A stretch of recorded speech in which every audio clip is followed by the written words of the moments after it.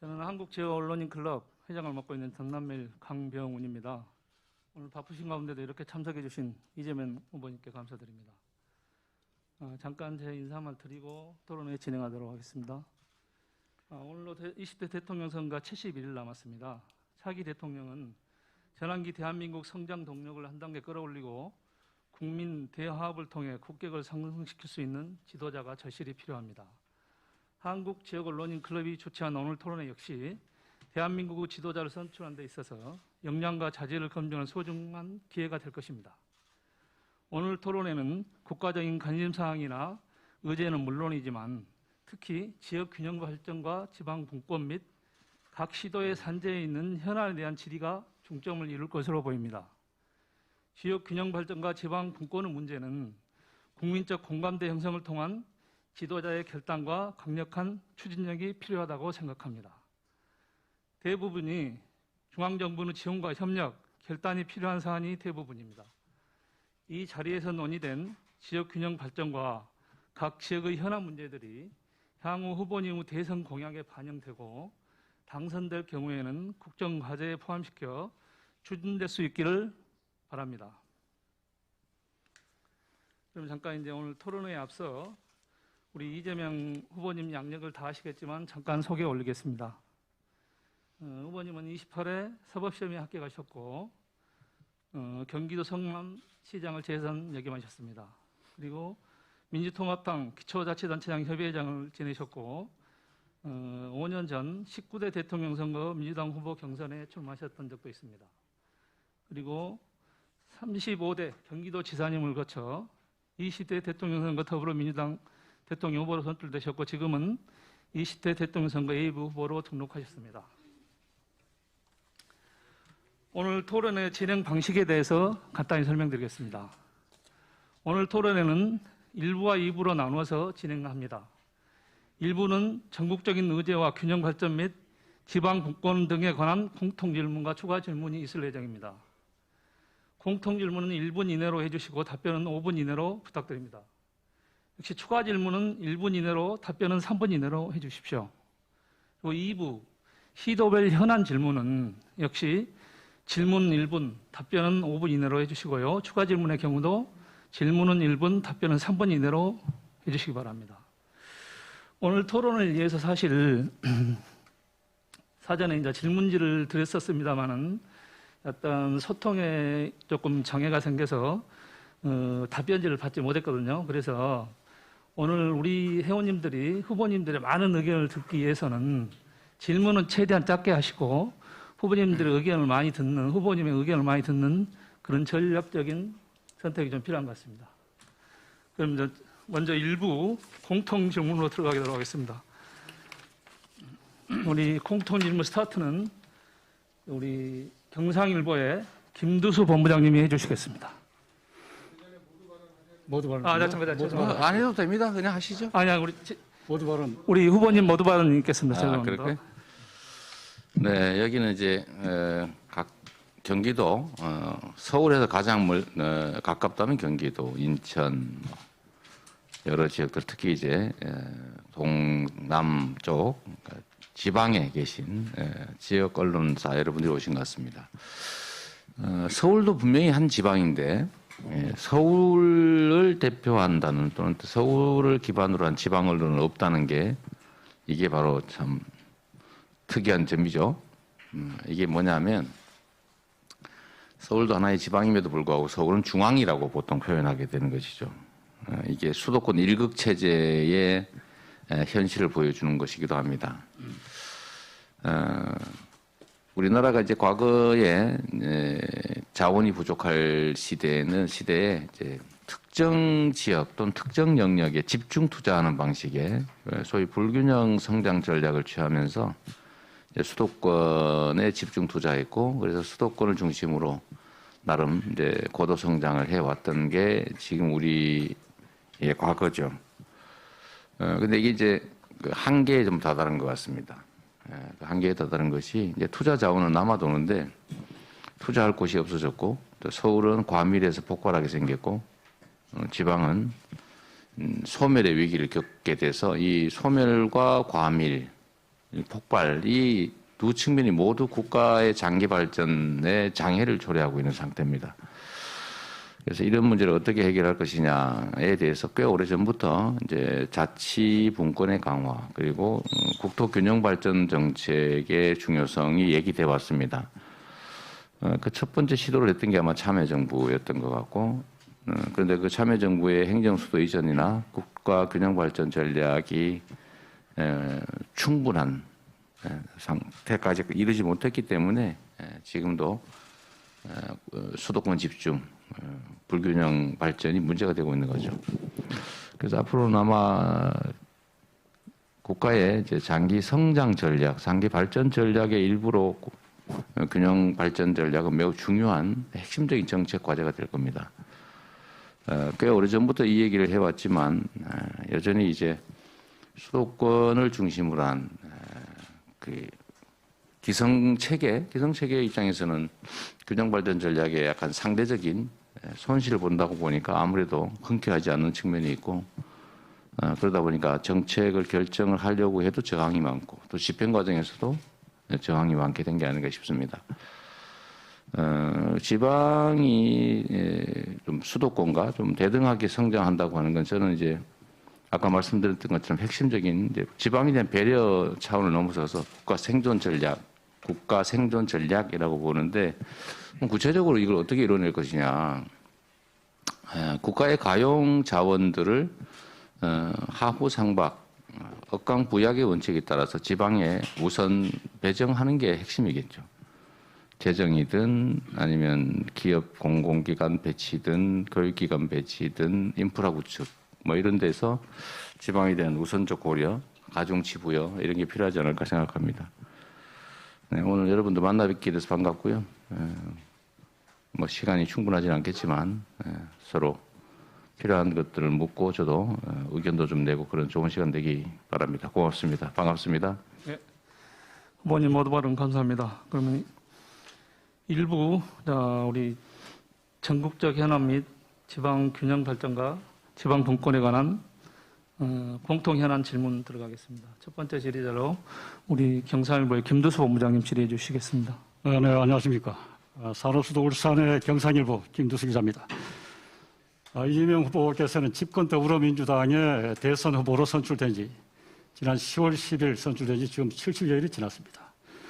아무래도 집권 여당의 대선 후보로서 전국을 배틀하시면서 많은 공약과 또 정책을 발표하셨습니다. 그런데 그 많은 공약과 정책 중에서도 논란도 있고 또 집권당의 대선 후보이기 때문에 국민들의 눈높이에 좀 더 미흡하지 않나 이런 지적도 사실 있습니다. 그러나 그럼에도 불구하고 만약에 3월 9일 대통령 선거에서 이재명 후보가 당선되고 또 이어서 5월 10일 이재명 정부가 만약에 출범하게 된다면 지금 이 어려운 상황에서 국정의 최고 우선순위를 어떻게 정할 것이며 아울러서 지금 비수도권의 경제가 많이 추락되어 있습니다. 그래서 이 비수도권의 지역균형 발전과 관련된 그런 어젠다, 정책과 법안에 대해서 그 비중을 어느 지점에 두고 계시는지 이 자리에 좀 더 이른감이 있습니다만은 국민들이 매우 궁금해하고 있습니다.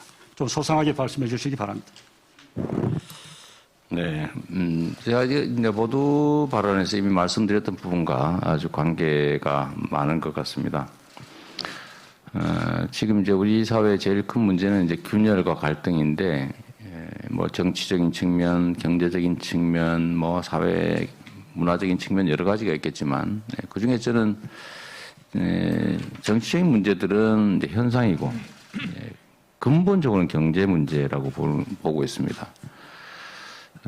특히 청년 세대를 중심으로 갈등과 대립, 분열이 아주 격화되고 있고, 마치 오징어 게임 속에 그 경기 참가자들처럼 누군가는 죽어야 내가 사는 생존을 위한 투쟁이 벌어지고 있다는 생각이 듭니다. 그 이유는 아마도 여기 계신 대부분의 좀 저와 비슷한 연배 언론인께서는 이제 고도성장 사회, 그러니까 매년 경제가 성장하고 월급이 한 해에도 한두 번씩 막 오르고 또 계속 새로운 직위, 승진의 기회도 많았고 이제 그런 세상을 살았지만 지금의 청년 세대들은 저성장 사회라서 이제 아주 작은 기회를 놓고 누군가는 탈락해야 되는 그런 전쟁을 겪고 있는 거죠.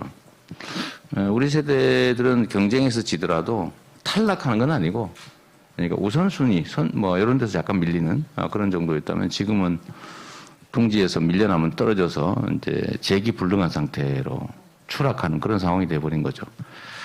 그래서 제가 경제 성장의 회복, 지속적 성장의 확보 이런 것들을 위해서 두 가지 정도의 중요한 과정을 거쳐야 되겠다고 생각하고 있습니다. 하나는 우리가 과거보다 더 많은 자본, 더 많은 인프라, 더 좋은 교육의 질, 노동력 이런 걸 가지고 있는데도 과거보다 훨씬 더 나쁜 상황에 처한 것은 결국 양극화 때문이다. 그 양극화가 문제가 되는 것은 기분 나쁘다, 또 상대적인 박탈감을 느낀다의 문제가 아니라 그걸 넘어서서 자원 배분의 불공정성이 결국 자원 이용의 비효율을 초래한다. 거기다가 사람들은 기회를 잃어버린 사람들 입장에서는 열정이 사라지게 되겠죠. 그래서 역사적으로도 보면 공정성이 담보되던 시대는 흥하지만 공정성이 무너진 그런 시대는 보통 체제 위기를 겪거나 체제 붕괴를 겪어왔죠. 그래서 이 공정성을 회복해야 되는데 이 영역은 예를 들면 뭐 수도권과 지방의 관계, 지역 간의 관계라면 또 남과 여, 대기업과 중소기업, 또 사용자와 노동자, 뭐 정규직과 비정규직, 온갖 영역의 이 대립과 갈등 요소를 좀 최소화해서 균형을 회복하면 거기서 성장 잠재력이 회복될 수 있다라는 게 하나고요. 이제 두 번째는 지금 우리가 전 세계적으로 그 전환적인 위기, 전환적 상황에 처해 있습니다. 예를 들면 이제 에너지 체계가 완전히 이제 그 탄소 에너지 시대에서 이제 재생 에너지 시대로 완전히 전환돼야 되고 전환에 실패하면 이제 탈락하겠죠. 국제 경쟁에서. 또 디지털 전환도 마찬가지고 또 국제적으로는 기술 패권 경쟁을 넘어서서 거의 전쟁 상태가 벌어지고 있고 또 앞으로 아마 이제 주기적인 팬데믹 위기로 사람들의 건강에 위기가 올 거다. 뭐 이런 상황인데 여기서 우리가 추격 국가로 지금 뭐 성공해 왔지만 지금 앞으로도 계속 추격하게 되면 매우 위험한 상태에 처할 수 있으니까 이런 기회에 대대적인 국가의 투자와 역할을 통해서 우리가 선도 국가로 좀 이렇게 반발짝만 앞서 나가면 엄청난 기회를 누릴 수가 있기 때문에 선도 국가로 나갈 기회를 만들자. 전환적 위기를 오히려 기회로 만들자. 이 두 가지 트랙을 통해서 성장을 회복하는 게 우리 사회가 가지고 있는 많은 문제점들의 그 해결점의 단초가 될 것이다 이렇게 생각합니다. 그래서 제가 집권을 하게 된다면 제일 먼저 해야 될 일은 성장의 회복을 위한 국가 투자를 대대적으로 시작해야 되겠다. 또 공정성 회복을 위한 조치들을 신속하게 집행해 나간다. 이 두 가지라고 말씀드릴 수 있겠습니다. 결국은 이제 국가 균형 발전에 대한 어느 정도 관심을 가지고 있느냐는 말씀이 두 번째 말씀이셨는데, 뭐 그 점은 아까 말씀드린 데서 명백해진 거죠. 모두 말씀에서 드렸던 것과 마찬가지로 이제는 과거 한때 자원 부족 시대의 수도권에 집중 투자하는 이 불균형 성장 전략이 이제는 생명을 다했다.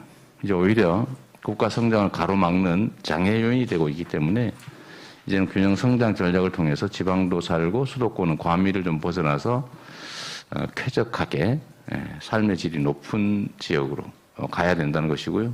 그러면 구체적으로 어떻게 할 거냐.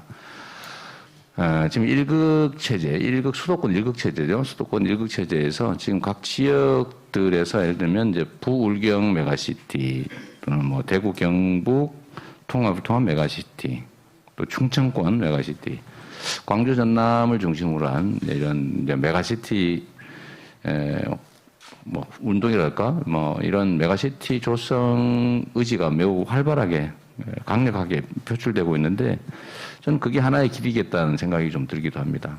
그래서 다극 체제로 전환하게 하고 거기에 국가의 자원과 역량을 충분히 배정해서 그게 실현될 수 있도록 하는 게 우리의 중요한 현재 상태에서는 균형 발전을 위한 로드맵이 아닐까 그렇게 생각합니다. 예, 감사합니다. 두 번째 질문은 제가 드리겠습니다. 방금 후보님께서 이제 균형 발전에 대해서 언급을 하셨는데요. 지역 균형 발전은 우리 지역민들의 영원한 화두입니다. 지역 소멸 위기가 가속화되고 있습니다. 군 단위, 읍 단위를 넘어서 시 단위까지 지금 뭐 광범위하게 지금 지역 소멸 위기가 전개되고 있고요. 2019년 연말을 기준으로 수도권 인구가 피수도권 인구를 초월했습니다. 그리고 지난해 국회에서 지방자치법 개정안이 30년 만에 통과됐습니다만은 진정한 뭐 재정 분권이라든가 자치위원회 뭐 설립 조항 이런 것은 또 포함되지를 못했습니다. 그래서 평소에 이제 후보님이 생각하고 계시는 지역 균형 발전에 대한 소신 이걸 좀 밝혀주시기 바랍니다. 그건 아까도 지금 몇 차례 말씀드렸는데요. 아마 그 질문은 제가 수도권 단체장을 했기 때문에 그게 과연 양립 가능하냐 이런 말씀일 것 같아요. 제가 추측하기로는. 그런데 저는 성남시장을 할 때부터 지금 이 방송도 전국에서 다 보고 있을 테고 경기도, 서울도 다 보고 있겠죠. 성남시장 할 때부터 경기도지사를 하면서도 균형 발전은 우리 국가의 중요한 과제라는 점을 제가 말씀드렸고 자치분권의 강화하는 제가 자치분권연대라고 하는 우리 김두관 전 장관께서 하시던 조직에 제가 활동하던 멤버이기도 하고 균형 발전이 국가 발전을 이제는 가능하게 하는 매우 중요한 핵심 국가 전략이라는 말씀은 계속 지금 드려왔던 거죠. 수도권 규제 완화에 관한 얘기들이 보통 충돌을 하는데, 뭐 전임 도지사들 같은 경우는 대개는 뭐 수도권 규제 완화해야 된다, 그 기업 입지를 위해서 수도권 규제 완화가 안 하면 어떡하냐, 뭐 이런 얘기들을 많이 했지만 저는 사실 거긴 반대했죠. 제가 반대한 이유는 이미 아까 말씀드렸던 것처럼 수도권 규제 완화라고 하는 게 그냥 일방적으로 해치우게 되면 지금 수도권이 겪고 있는 문제를 더 악화시킨다. 여러분들 혹시 지방에 계신 분들은 좀 모르겠는데 집 한 평, 그러니까 집 한 평에 1억 5천만 원. 상상이 되십니까? 10평, 15억. 이해가 되시나요? 실제 이루고 있죠. 그리고 개발 가능성도 없는 임야 평당 150만 원. 근데 거기다 공장 짓거나 아니면 생산 시설을 만들 수 있겠습니까? 어쨌든 이런 상황이 계속되고 있어서 이런 상태로 가면 국가의 미래가 매우 위험에 처할 수 있다라고 해서 어쨌든 균형 발전 전략은 필요하다고 봤고 제가 경기도지사를 하면서도 경인일 아까 기호일보 오셨던 것 같은데 잘 아시지 않습니까? 이제 경기도 남부 한강을 중심으로 남부는 1,000만, 북부 지역은 350만, 360만 되겠나 이제? 네, 그 정도. 그런데 북부 지역은 군사 규제 때문에 사실 저발전 상태고 저쪽 동부 지역은 상수원 보호 때문에 또 저발전 상태고. 그러니까 이분들이 불만이 많죠. 그래서 차라리 할 수 있다면 공공 영역에서라도 북부 지역에 각별한 배려를 해야 되는데 그 전까지는 안 했던 거예요. 왜냐하면 표 떨어진다고 봤던 겁니다. 인구도 적은데 거기다가 돈 쓰느니 차라리 남쪽에다 많이 쓰자. 그래서 제가 취임할 당시에 보니까 SOC 투자 예산액 비율이 남쪽 6, 북쪽 4더라고요. 근데 그것도 많은 거지 사실은. 제가 취임하면서 퇴임할 당시 기준으로 하면 이제 북쪽이 6, 남쪽이 4로 바뀌었죠. 그래서 규제가 심하고 저발전 지역의 예산 배정도 우선하고 규제가 더 심한 곳은 더 많이 예산을 투여하고 인센티브 지원하고 또 남쪽에 집중되어 있던 공공기관, 산하기관들 전부 정말 절대로 옮길 수 없는 것 빼고는 전부 다 북동부로 옮기고 지금 그걸 하다가 제가 진행하다가 퇴임을 했는데 그런데 참 묘한 것은 그런 거죠. 정치인들이 생각하는 것보다 우리 시민들의 정치 의식 수준이 훨씬 높다는 사실입니다. 보통 이러면 남쪽의 주민들이 화를 내지 않을까? 근데 북쪽은 숫자가 적으니까 더 손이 아닐까라고 생각했지만 실제 그렇지 않은 거죠. 제가 북쪽으로 공공기관들 20몇 개를 일거에 옮긴다고 해도 또 예산을 북쪽에 훨씬 더 많이 집행한다고 해도 남쪽에서 지지율이 떨어지지 않습니다. 그거 당연하지. 이렇게 받아들이는 거예요. 국민들의 공리의식, 시민의식이 생각보다 정치인들이 판단하는 것보다 훨씬 높다는 거죠. 저는 그래서 국토균형발전 문제도 사실 정책 결정권자가 이제 용기를 가지고 결단하면 지금보다 훨씬 더 나은 상황을 만들 수 있고 단기적으로는 약간의 비효율이 발생합니다. 왜냐하면 인구 많은 지역에 SOC 건설하는 게 훨씬 더 단기적으로 효율성이 높죠. 그러나 장기적으로 본다면 저는 소외된 지역에 더 많은 투자를 해서 수도권 집중을 완화하고 지방 균형 발전을 이뤄내는 게 국가의 장기 발전 전략이 훨씬 더 유용하다라고 보고 저는 우리 국민들이 그 점을 충분히 동의할 거라고 생각합니다. 그래서 공공기관 이전, 2차 공공기관 이전 말을 해놓고 지금 못하고 있지만 저한테 기회가 주어지면 정말로 빠른 시간 내에 공공기관 지방 이전 해내고 또 지방에 대한 재정 배정에서 더 많은 재정 배정을 해내야 되고 똑같은 SOC 투자라면 지방에 훨씬 더 많은 인센티브 지급하고 또 여러 개를 너무 많이 걸쳐놨지 않습니까? 그중에 지방의 속도를 좀 더 올려야 되겠죠. 제가 여기서 이제 겸해서 한 말씀을 드리면 저는 뭔가 새로운 엄청난 SOC를 만들겠다는 공약을 잘 안 합니다. 제가 시장을 나갈 때도 그랬고 경기도지사를 나갈 때도 아마 여러분 조사해 보면 제가 뭘 빨리 하겠다 이런 거 많이 했는데 뭘 새로 하겠다는 찾기 어려웠을 거예요.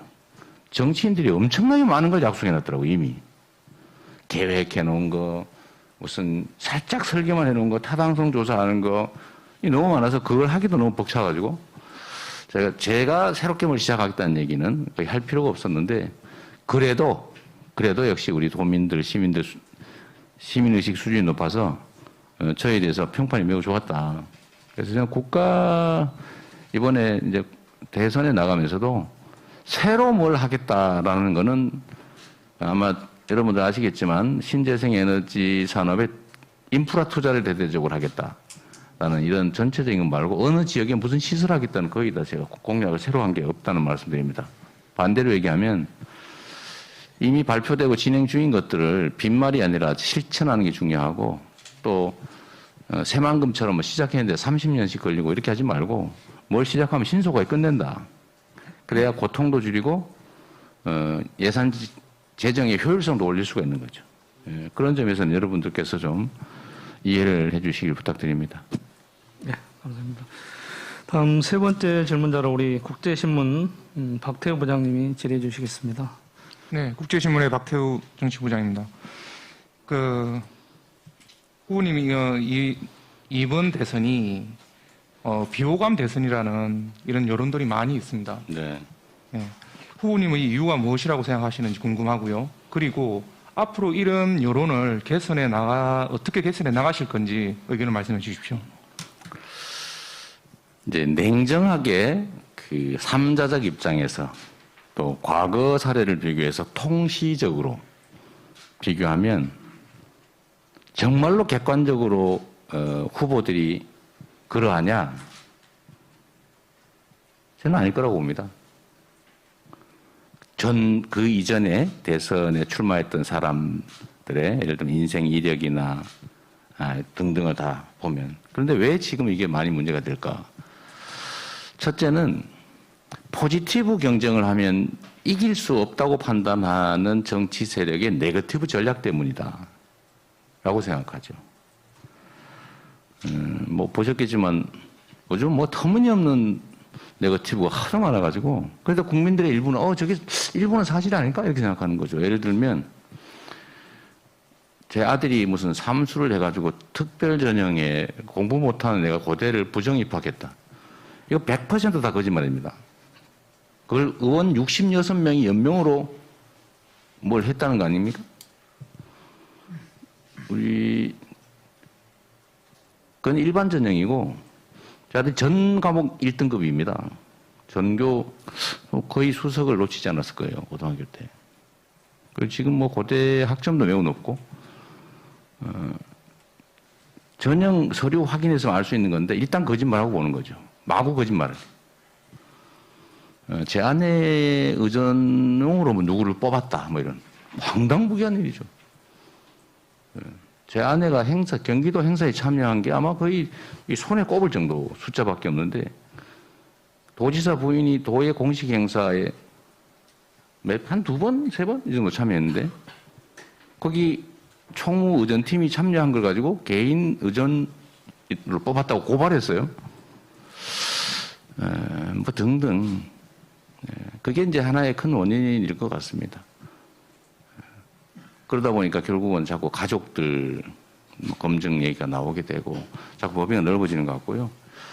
저는 이제 대통령이라고 하는 존재는 국가의 운명을 결정하는 것이고 또 5,200만 우리 국민들의 삶을 통째로 책임지는 정말로 중요한 존재이기 때문에 또 그에게 부여되는 권한도 너무 막강하기 때문에 그 권한 행사에 영향을 미치는 모든 요소에 대해서 엄정하게 무한 검증해야 된다고 생각해요. 좀 안 된 얘기지만 본인의 과거 이력을 포함해서 또 가족들, 측근, 친인척들에 대해서 샅샅이 공적 권한 행사에 영향을 미칠 수 있는 요소에 대해서는 철저하게 검증해야죠. 그래서 저는 우리 가족들 검증에 대해서 전적으로 공감하고 또 부족한 것에 대해서는 또 채워나가고 잘못한 것에 대해서는 책임을 지고 그렇게 해야 된다고 보죠. 가급적이면 저는 선거가 그랬으면 좋겠다는 생각이 듭니다. 다른 선거는 몰라도 대통령 선거는 국가의 운명, 그다음에 각각 개인의 삶을 사실 결정하는 중요한 일이기 때문에 결국은 미래지향적으로 판단해야 된다. 우리의 삶이 어떻게 바뀌어갈지, 우리의 삶을 더 낫게 바꿀 비전과 정책은 뭔지, 과연 그 비전과 정책이라는 게 실현 가능한지, 그걸 실행할 능력은 있는지, 빈말이 아니라 진짜 실력이 있다는 점들이 객관적으로 증명이 됐는지, 이런 것들을 판단하는 것이어야 되지 않냐 싶어요. 그런데 지금은 과거를 향해 가지고 누군가의 문제를 파헤쳐 가지고 비난하고 책임을 묻고 오로지 누군가의 복수 감정을 충족시키기 위해서 마치 선거가 있는 것처럼 그렇게 가는 점은 참으로 안타깝죠. 그래서 회고적 보복 감정을 충족시키는 회고적인 복수 혈전이 아니고 국가와 또 우리 국민들의 미래 희망을 만드는 그런 미래지향적인 좀 창조적인 영역이 되었으면 좋겠다 그런 생각이 듭니다. 비호감 대선이 됐는데 저도 책임에 일단은 있겠죠. 저도 완벽한 사람이 못 되다 보니 비난받을 요소들도 상당히 있을 테고 또 그런 점에 대해서는 제 부족함을 인정하고 또 반성하고 또 채워가면서 우리 국민들께 어떻게 하면 더 나은 미래를 만들어낼지를 끊임없이 고민하도록 하겠습니다. 이런 질문 받을 때마다 죄송하죠. 네. 감사합니다. 이어서 우리 중도일보의 강재일 부장님 질문하시겠습니다. 예, 후보님 안녕하십니까. 소개받은 중도일보의 강재일 부장이라고 합니다. 저는 지방분권 개헌에 대한 질문을 드리도록 하겠습니다. 갈수록 사회가 복잡하고 고도화되고 있습니다. 국민들의 니즈 충족을 위해서는 중앙집권적 사고보다는 지방분권 시스템을 정착시켜야 한다는 목소리가 높습니다. 그럼 어떻게 해야 될 것인가 문제가 생기는데요. 효율적이고 항구적인 지방분권 실현을 위해선 이에 대한 사항을 개헌안에 포함시켜야 된다는 의견이 높습니다. 양원제 도입, 연방제에 준하는 분권국가 등 지방분권 개헌에 대한 후보님의 생각을 듣고 싶습니다.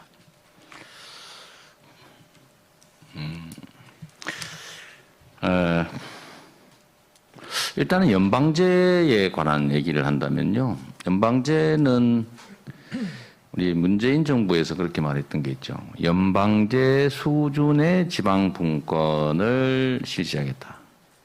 이렇게 말했는데, 이제 그게 이제 충분했냐라는 점에 대해서 이견들이 있는 거 아니겠나 싶습니다.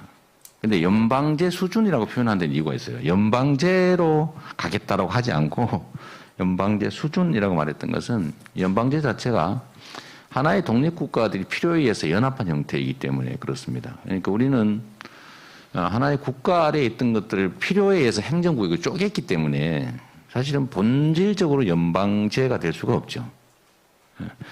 다만 이제 남북 간의 관계는 하나의 독립된 체제로 현재 존재하기 때문에 이 문제를 어떻게 해결할까 할 때 아이디어로 연방제라는 얘기가 나올 수는 있습니다.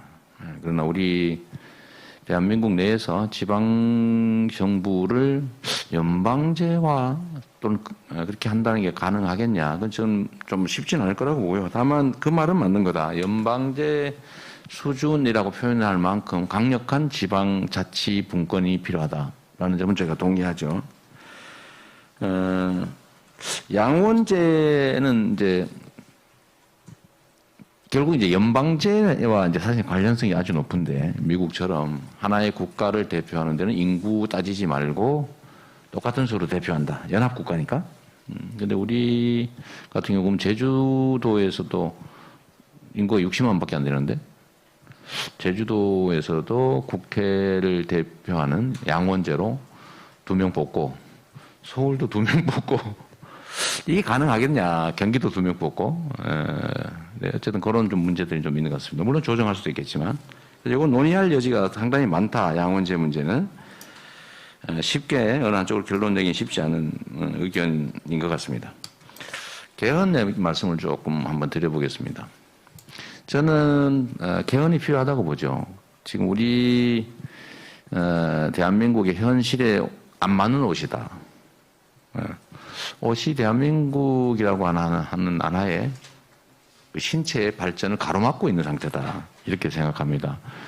여러분 다 아시다시피 87 체제, 그러니까 군사 쿠데타 이후에 유신이 끝나고 군사 쿠데타 후에 이제 군사 독재가 이루어지다가 87년에 타협의 산물로 소위 이제 5년 단임 제도라고 하는 게 생겼고, 근데 그로부터 지금 벌써 몇 년입니까? 87년이니까 지금 한 30몇 년 이렇게 됐죠.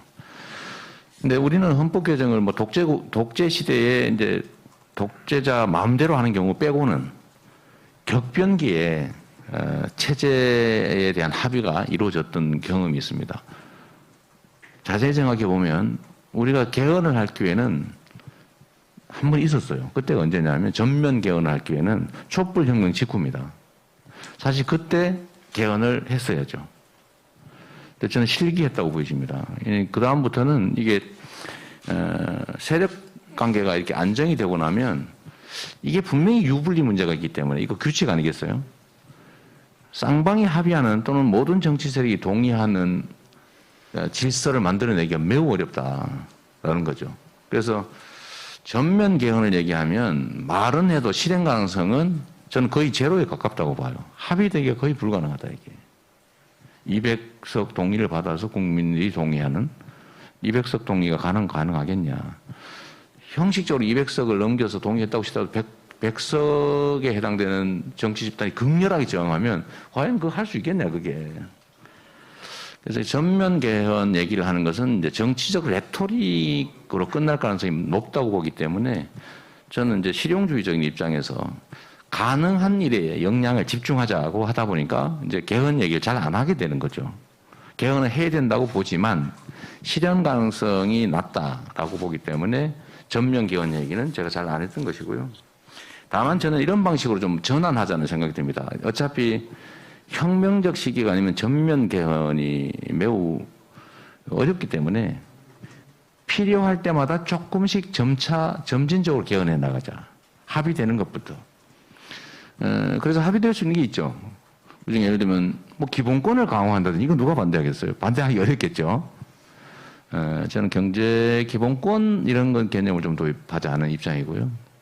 또 지방자치분권을 강화하자. 전 세계에서 지방정부를 보고 단체라고 표현한 나라는 아마 우리나라밖에 없을 거예요. 무슨 계모임도 아니고. 경기지방자치단체, 경기지방자치단체. 근데 원래 지방정부죠. 예를 들면 자치분권의 강화. 또 한 가지는 우리가 모두 합의할 수 있는 거. 저는 이걸 좀 빨리 넣었으면 좋겠어요. 기후위기 대응에 대한 국가의 책임. 기후위기. 환경 문제 중에서도 기후위기. 이게 지금 사실은 뭐 우리 언론인 여러분도 잘 아시겠지만 지금 정말로 심각한 상황이거든요. 탄소 배출량을 줄이지 않으면 이제 유럽 한 2, 3년 지나면 유럽 수출에서 엄청난 국경 부담금을 내야 됩니다. 그거 어떻게 할 거예요? 그러니까 그러나 사람들은 고통스러우니까 안 하고 싶지만 근데 국민적 합의를 통해서 반드시 저탄소 사회로 빨리 넘어가야 된다. 그러니까 이 환경 문제 이런 점들은 우리가 합의할 수 있기 때문에 또 해야 되기 때문에 그런 것들은 좀 헌법에 명시하다 하면 뭐 국민적인 인식이 확 바뀌겠죠. 이렇게 이제 단계적으로 하면 좋겠고 단계적으로 합의 가능한 것 중에 하나가 지방 분권 강화라고 생각합니다. 예. 후보님께서 하실 말씀이 많으시니 계속해서 답변 시간을 초과하고 계십니다. 그래요? 점점 짧아지고 있을 거예요. 짧게 답변 주시기 부탁드립니다. 다음 질문은 우리 기호일보의 강봉석 국장님 하시겠습니다. 네, 안녕하십니까. 기호일보 강봉석 국장입니다. 저는 다소 원론적인 질문을 드리도록 하겠습니다. 코로나 팬데믹 상황이 2년 가까이 지속되면서 사회 각 분야에서 그 후유증이 나타나고요. 또 사회 문제로까지 대두되고 있는데요. 특히 열악한 상황들을 감내해야만 하는 지방정부와 지역민의 어려움이 더욱 가중되면서 많은 문제점들이 노정되고 있는 실정입니다. 포스트 코로나 시대에 대비해서 이것만은 꼭 고쳐야 하겠다. 아니면 반드시 집권을 했을 때 정책 변화를 줘야 하겠다. 이런 생각되는 부분들을 경기도정의 경험을 살려서 한번 말씀해 주시기 바랍니다. 이 범주를 좀 정해 주시면 좋을 것 같아요. 다소 원론적이긴 한데요. 지금 이제 코로나 팬데믹 이후에 지방 정부나 지역민들의 어려움을 겪고 있는 분야가 이제 사회복지 분야나 또 노동복지 뭐 이런 소외되는 분야들이 이런 중앙도심에 비해서 굉장히 지원이 어렵다는 뭐 그런 부분들이 좀 언론을 통해서 많이 지적이 되고 있습니다. 하여튼 이 질문이 광범위한 것 같아서 제가 그냥 제한적으로 해석해가지고 말씀을 좀 드리도록 하겠습니다. 그러니까 우리가 겪고 있는 이제 위기 요인, 어려움들이 여러 가지가 있는데 아주 구조적이고 장기적인 것은 양극화, 불평등, 불공정이죠. 사회구조의 문제. 두 번째는 아까 말씀드렸던 이제 기후 위기, 이제 신재생 에너지 사회로의 전환, 저탄소 사회로의 전환, 또는 탄소 제로 사회로의 전환, 이게 또 하나의 과제일 테고, 또 디지털 전환은 우리가 너무 잘 알고 있는 것이고요. 그 중에 하나가 이제 국가 간 경쟁이 다시 격화되고 있다. 협조적이기보다는 경쟁적이고 대결적으로 전환되고 있죠. 특히 이제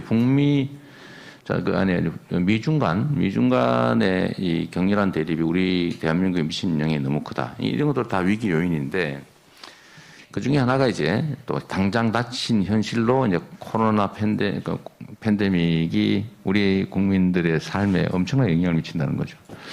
그 중에서도 이제 새롭게 기회를 잡은 영역도 있지만, 서민들이 매우 어려운 지경에 처하고 있다라는 것 같아요. 그래서 이 중에서 이 소위 코로나 상황이 지금 2년 가까이 이렇게 계속되면서 너무 많은 피해를 끼치고 있는데 이게 과연 우리 한국 사회에 어떤 상처를 남길 것인가를 보면 저는 매우 끔찍하다는 생각이 좀 듭니다. 그게 어떤 거냐면 양극화가 아주 심화된다. 그리고 결국은 경제적 약자들의 삶의 터전이 다 파괴된다. 좀 그런 걱정이 매우 크죠. 그리고 뭐 심리적으로 우울증도 심하고 자살률도 계속 증가하는 그런 상황이어서 이때야말로 저는 국가의 그 후견인으로서의 역할이 정말 중요하지 않겠냐 그런 생각이 들어요. 국가는 냉정한 제3자, 심판자라고 보여지지만 이런 위기 국면에서는 우리 국민들에게 따뜻하고 편안한 후견인 보호자 역할을 해주는 게 필요하겠다는 생각이 들고요.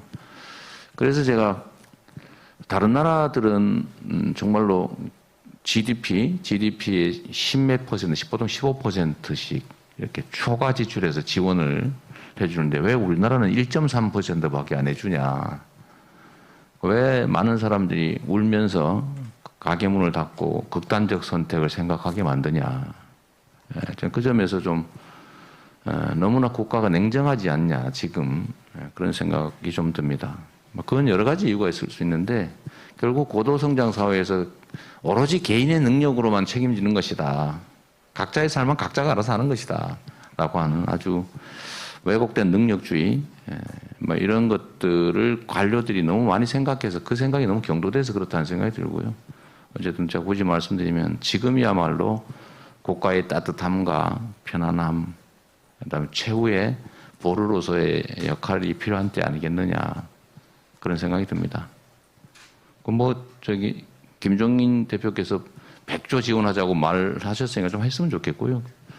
우리 윤석열 후보께서도 50조 원 얘기하시더니 갑자기 말 바꿔가지고 내년에 당선되면 내가 하겠다 그러고 그거 반대로 해석하면 내가 당선 안 되면 안 하겠다 그 말이거든요. 근데 우리 국민들의 삶은 그렇게 정치인들이 가지고 농락할 만큼 녹록하지는 않다. 좀 엄혹하게 우리 국민들의 삶을 좀 진지하게 살펴주시길 부탁드립니다. 네. 이어서 공통현안줄 마지막으로 우리 광남일보의 맹인섭 국장님 질문하시겠습니다.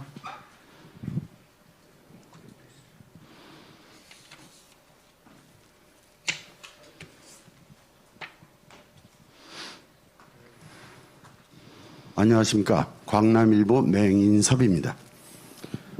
즐거워야 될 나라의 축제인 대통령 선거에 검찰이란 단어가 너무 많이 보입니다. 최근 1, 2년 국정을 보면 정치적 결단이나 통치보다는 국가의 모든 중요 사안이 모두 기승전 검찰로 귀결되는 모습도 있었습니다. 정치는 실종되고 국민들 간의 반목과 분열이 극에 달했습니다. 치유가 시급하다고 생각합니다. 질문 드리겠습니다. 후보께서 당선되신다면 가장 먼저 해야 할 일이 국민 간의 상처 치유와 화합이라고 생각합니다. 이에 따른 하나의 방법론으로 취임 즉시 이번 사면에서 다소 미흡했던 부분을 보완하고 폭넓은 사면을 단행해 국민 화합과 대통합의 정치를 보여주실 의향은 없으신지요? 혹은 당선 전이라도 대통령께 건의해 대사면을 실행해 주실 의향은 없으신지요? 여쭙니다.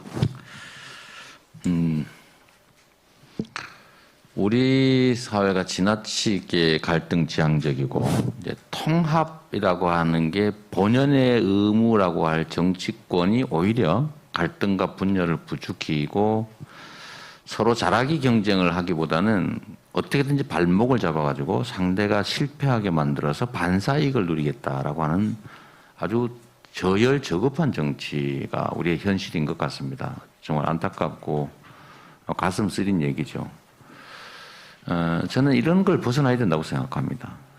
그래서 저는 정치의 최종 목표는 뭐 국리민복일 테고요. 국가의 발전, 그다음에 성장을 기하는 것이고 국민의 삶을 개선하는 국리민복이 최종 목표일 텐데 그 과정에서 제일 중요한 덕목 중에 하나는 역시 통합이라고 생각합니다. 그러니까 우리가 대통령이 되기 전까지는 특정 세력을 대표해서 싸우지만 대통령이 당선이 되면 모든 국민을 대표하고 모든 국민의 삶을 책임져야 되는 것이니까 그때부터는 가장 통합적인 역할을 해줘야 되는 게 맞죠. 그리고 저는 기본적으로 좌판이 우판이 뭐 네 편 내 편 보수 진보 가릴 필요 없다. 그리고 정책에는 저작권도 없고 또 정치란 아이디어 경진 대회도 아니기 때문에 누가 낸 아이디어이든지 누가 주장한 정책이든지 관계없이 국가 발전과 국민의 삶을 개선하는 데 필요하다면 다 쓴다. 결국 또 일은 사람이 하는 것인데 인재 등용이라고 하는 게 국가가 성공하느냐 또 실패하느냐의 중요한 아마 분기점이 될 수 있습니다. 그래서 인재 등용에 있어서도 실력 중심으로 네 편 내 편 가리지 말자. 물론 실력이 같으면 우리 편을 써야 되겠죠. 그거야 뭐 비난할 수 없는 거 아니겠습니까? 정치가 원래 그런 거니까.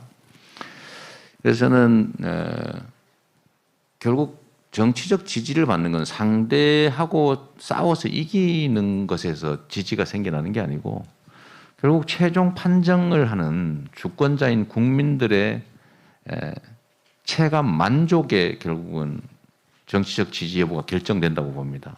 제가 성남시나 경기도지사라고 하는 이 지방정부를 하면서 여의도 근처에는 가보지도 않은 사람인데 결국은 우리 국민들로부터 집권 여당의 대통령 후보로 이렇게 선택받은 것도 결국은 제가 이제 성남시장 경기도지사직을 수행하면서 만들어낸 작은 성과들, 그 성과에 따른 효능감, 정치 효능감, 행정 효능감 때문이라고 저는 생각합니다. 뭐 제가 그 외엔 내세울 게 없는 사람이니까요.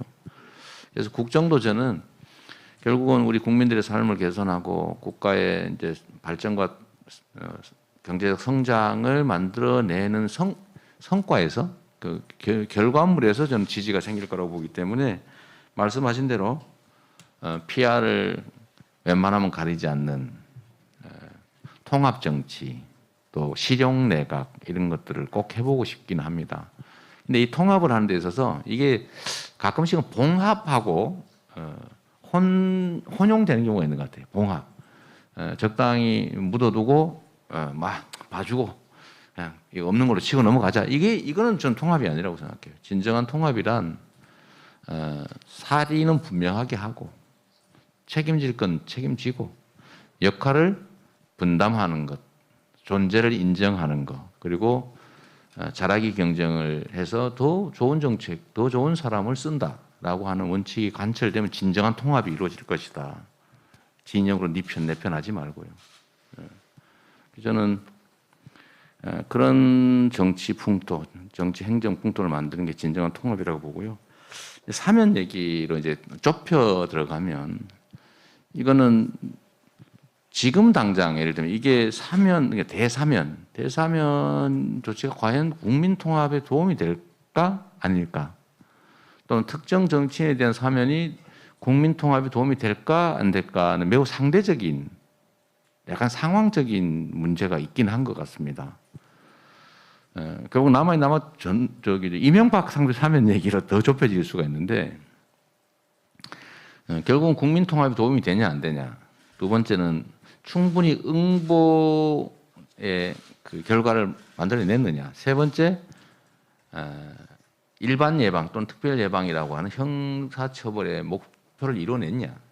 이런 것들을 한꺼번에 다 봐야 되겠죠. 근데 이런 경우도 그냥 뭐 좋은 게 좋은 거지 뭐 이래서 대사면 이거는 통합을 오히려 장기적으로는 저해하는 것일 수도 있겠다 그런 생각이 들긴 합니다.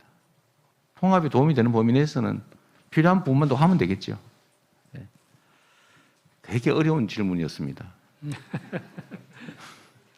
네, 공통 현안 질문 6분이 모두 질의를 하셨고요.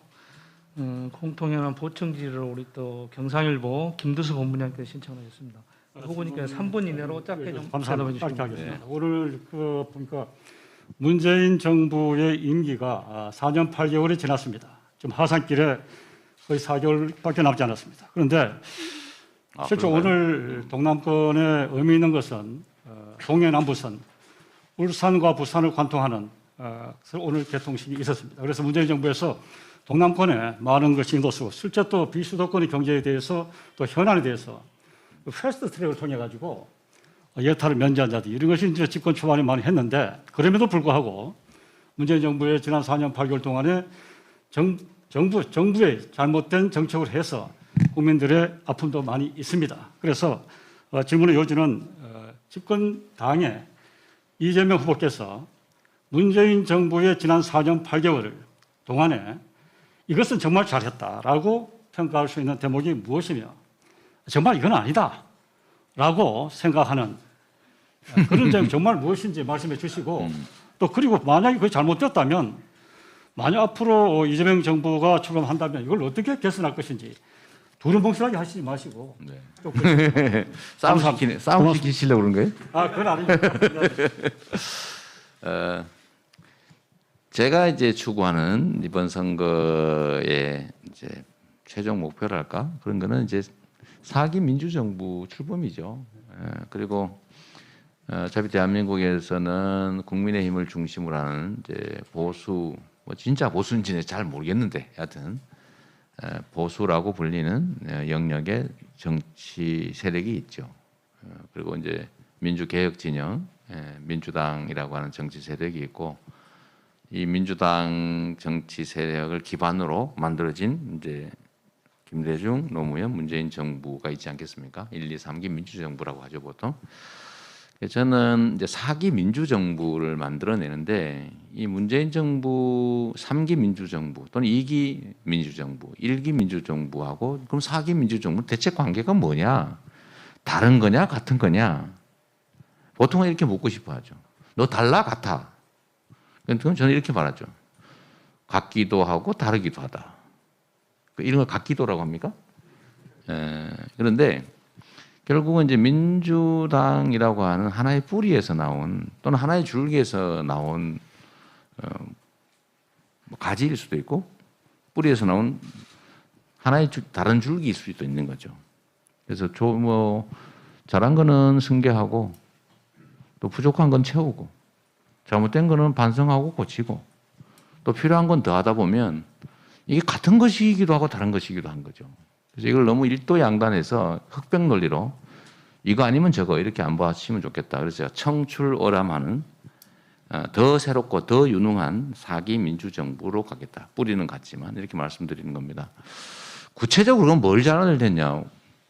제가 보기에는요. 대한민국 헌정사 이래 소위 최고 지도자라고 불리던 사람들 중에 본인 또는 측근 친인척 비리로 문제되지 않은 사람이 없었어요. 그게 다 임기 말을 괴롭게 했죠. 지지율 폭락의 주 원인이었고 또 그 후에 그 불행을 맞게 된 원인이기도 했는데 제가 보기에는 최소한 권력 행사에 이 부정부패는 없다. 그게 저는 이 높은 지지를 유지하는 아주 여러 원인 중에 하나라고 생각해요. 그거 되게 중요한 겁니다. 주어진 권한을 남용하지 않고 오용하지 않는 거 그거 쉽지 않습니다. 제가 해보니까 그렇더라고요. 저는 정말로 이게 먼지 한 톨 없이 살아야 된다고 마음먹고 제가 100% 깨끗하지 않으면 중앙정부나 아니면 이 사회의 기득권 세력하고 싸울 수가 없기 때문에 저는 나름 정말로 관리를 열심히 했지만 그 과정에서 결국 형님 사건이 발생했지 않습니까? 그 이유는 사실은 시정 개입을 제가 막아서 생긴 일이에요. 제가 그걸 막으니까 어머니를 통해서 저한테 접근하려고 어머니한테 못할 일을 하는 바람에 이제 그 일이 벌어진 거죠. 그만큼 어렵다. 그 측근 관리, 본인 또 친인척 관리 정말 어렵습니다. 그건 매우 잘했고요. 너무 당연하게 생각하니까 더 그렇지만 뭐 경제적으로 선진국 대열에 총량으로 경제가 선진국으로 평가된 거. 또 한반도의 군사적 안정. 옛날처럼 총 쏘고 그러지 않잖아요. 그것만 해도 어디입니까? 그러니까 외교 통일 정책에서의 이제 성과 이런 것들이 있는데 잘못한 건 그럼 뭐냐? 뭐 모두가 알지 않습니까? 부동산. 대통령께서는 제가 보기에는 제가 하는 얘기하고 똑같은 말씀을 여러 차례 했어요. 첫 번째, 부동산으로 돈 벌지 못하게 하겠다. 그러면 금융, 조세, 거래제도 이런 거 만들어가지고 그렇게 만들었어야 되는데 기재부, 국토부가 그런 거 하는 데 아닙니까? 못했잖아요. 어쨌든 그래서 지금 이 지지율이 막 폭락하는 제일 큰 이유가 됐는데 저는 그 문제는 해결할 자신이 있어요. 시장을 존중하면 됩니다. 저는 정치라고 하는 게 자신의 정치적 철학과 가치, 이념을 실현하는 장이 되면 안 된다고 생각하는 사람이에요. 그럼 정치 운동을 하는 사람은 그래도 됩니다. 그런데 현실 정치를 하는 사람은 철저하게 실용적이고 현실적이고 국민 중심, 국민 우선이라 해야 돼요. 왜? 고용된 사람이니까. 대표하는 측면도 있지만 국민의 일을 대리하는 사람이니까, 일꾼이니까. 국민이 원하고 국민에게 필요한 일을 해야지 자기한테 필요한데 국민들한테 피해되는 일을 하면 되겠습니까? 그건 배임행위죠. 그런 면에서 저는 국민이 원하면 자신의 철학과 가치에 반하더라도 국민의 뜻을 따르는 게 맞다. 그리고 두 번째는 자신의 철학과 가치를 실현하는 것보다는 국민이 필요로 하는, 국민에게 필요한 걸 해야 된다. 부동산도 시장이 공급이 부족하다고 하면 내 판단에 공급이 부족하지 않다고 생각이 돼도 시장을 존중하는 게 맞습니다. 공급하겠다고 하면 안 그럴 텐데, 부족하지 않아 라고 얘기하면 시장은 이렇게 반응하죠. 추가 공급을 안 한 모양이다. 알았어. 그러면 지금부터 사 모아야지. 집값이 오를 거니까. 이렇게 판단하잖아요.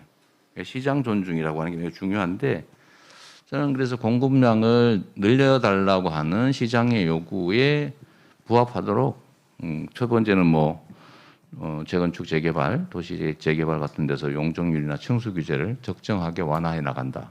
두 번째, 필요한 신규 택지 개발한다. 그다음에 다주택자들 양도세 때문에 지금 부담스러워서 종부세 때문에 팔긴 팔아야 되겠는데 팔라고 보니까 양도소득세가 80%, 70%에서 팔 수가 없어서 이러지도 저러지도 못하고 있잖아요. 잠깐 탈출할 기회를 주자. 저보고 당신은 왜 세금 강화라고 하는 양도세 강화라고 하는 그 이때까지 말하고 바뀌었냐 그래서 내가 뭐가 바뀌었냐. 세금을 내게 하는 목표가 괴롭히기 위해서냐 세금 많이 걷기 위해서냐 그게 아니잖냐. 다주택자한테 세금을 중과한 이유는 다주택을 빨리 해소하라고 다주택 앞으로 하지 말라고 하는 정책 목표 때문이었죠. 근데 그 목표 달성에 필요하면 수단이야 조정할 수 있는 거지. 그걸 바뀌었다고 비난하면 되겠냐. 저는 그런 비난을 받더라도 저는 정책 목표에 맞게 시장을 존중해서 집값 하락에 도움이 된다면, 집값 안정화에 도움이 된다면 다주택 해소에 필요한 정책을 하는 게 맞다. 저는 그렇게 생각하죠. 그래서 그 문제는 그렇게 시장을 존중해서 해결해 나갈 생각입니다. 네. 이상으로 공통 현안 질문을 모두 마치겠습니다. 이어서 지역 현안 질문 순서로 들어가겠는데요. 아직 한 10여 분의 질문자가 지금 기다리고 계십니다. 제가 가급적이면 지역 현안은 다른 분들은 관계가 관심이 별로 없는 거니까 간단하게 하고 여러분들 사실 시간이 많이 부족할 테니까 저희가 준비해 놓은 서면 답이 있는데 그걸 도충해서 저희가 좀 드리도록 할게요. 제가 그냥 조금만 얘기하고 시간이 없어서 그죠? 서면 인터뷰도 원래 하니까 원하시는 분은 질문 사전에 주신 분들은 그걸 드리고 일단 구두로 답변하고 필요하면 추가로 저희가 준비해 놓은 건 우리 대변인실에서 드리도록 하시죠. 말씀하십시오. 가능하면 저희가 짧게 하도록 하겠습니다. 지역 현안 질문 꼭 하실 우리 회원님들 질문하도록 하겠습니다. 일단 먼저 우리 인천 지역의 인천일보 이상우 부장님 질문해 주십시오. 네, 인천일보 이상우 기자입니다. 짧게 질문드리겠습니다. 그 차기 정부에서도 부동산 문제는 가장 중요한 현안 중에 하나일 거라고 생각을 합니다. 특히 수도권의 부동산 문제는 주택 공급이 부족했기 때문이라는 것이 전문가들의 진단이고요. 그래서 민주당에서는 경인선 지하화나 인천공항, 김포공항 통합, 수원군공항 이전, 그리고 서울 성남공항 폐쇄 등을 통한 택지 공급 마련을 아이디어 차원에서 검토하고 있는 것으로 알려져 있습니다. 혹시 후보님께서는 수도권에 공급할 택지를 어떻게 마련하실 건지 조금 진전된 내용이 있으면 좀 말씀 부탁드리겠습니다.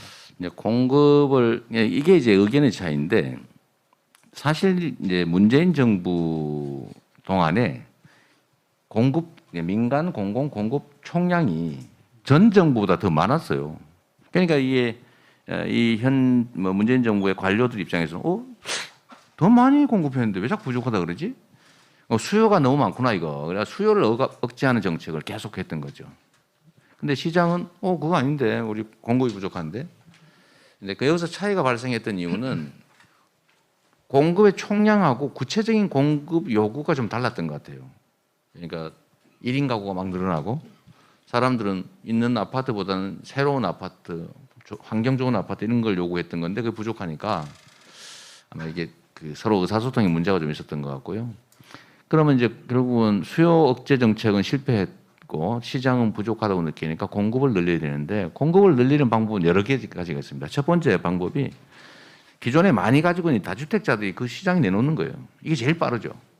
근데 그게 지금 딱 아까 말씀드렸던 대로 양도소득세 중과 때문에 사실은 그 소유자들이 종부세 중과는 머릿속에 있는 거잖아요. 그래서 좀 머뭇하고 있는데 종부세를 딱 맞고 나니까 아이고 이거 앞으로 큰일 나겠네 하고 이제 팔려고 보니까 그때 이미 양도소득세 중과제도가 시행되고 있었던 거니까 꼼짝을 못하는 상황이 된 것 같습니다. 어쨌든 이래서 다주택 매물 출회를 통한 공급 확대가 일단 좀 목표예요. 그러니까 그거를 세금 깎아주려는 목표가 있는데 다주택자 위에서 양도세 깎아주자 그게 아니고 시장의 공급을 늘리는 가장 쉽고 빠른 길이기 때문에 제가 그 얘기를 하는 거고요.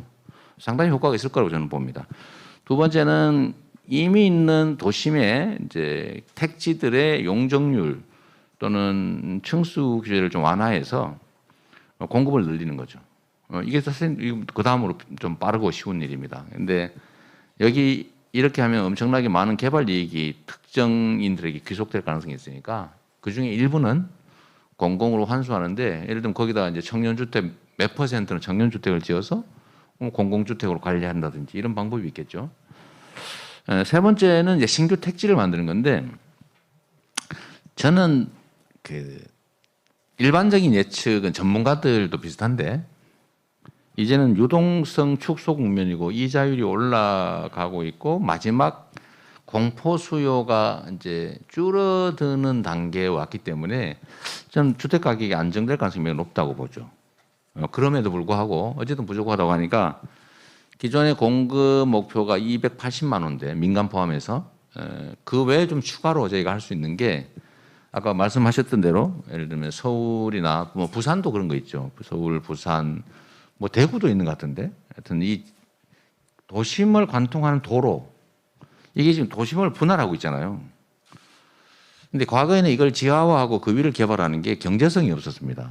그러니까 재정을 막 투자해야 되는데 지금 집값이 많이 올라가지고 토지 가격이 많이 오르는 바람에 사업성이 매우 개선이 되고 어떤 경우는 돈이 남는 상황까지 발생하고 있습니다. 그래서 경인선, 뭐 1호선 이런 뭐 경인 고속도로 등등 각 도시마다 다 있죠. 부산에도 있을 테고. 여기를 이제 지하화하면 도심 재정비 효과도 있고 주거 조건도 쾌적해지고 상당 정도의 주택 공급이 가능하다. 그런 것도 있고요. 신규 택지도 이제 우리가 계속 고민을 하는데 이제 거기에는 검토할 게 많이 있죠. 서울 같으면 서울이 지금 제일 문제인데 용산 공원도 일부는 청년 공공주택을 짓자.